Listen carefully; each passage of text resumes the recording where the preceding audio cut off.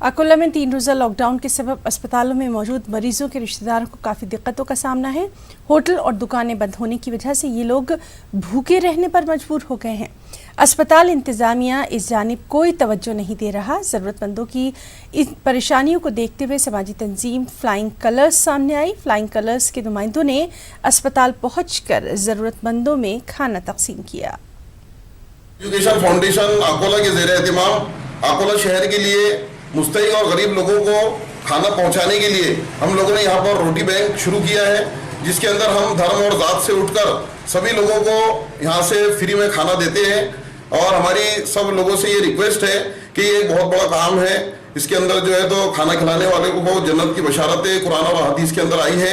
तो आप लोग आपका जो बचा हुआ जो खाना है, शादी है, किसी भी प्रोग्राम के अंदर जो खाना बचता है वो आप मेहरबानी करके उसको वेस्ट ना करें, फेंके ना उसको, हमसे संपर्क करें। खबरों में फिलहाल इतना ही। ताज़ा खबरों के लिए आप लॉगिन कर सकते हैं news18urdu.com पर। आदाब।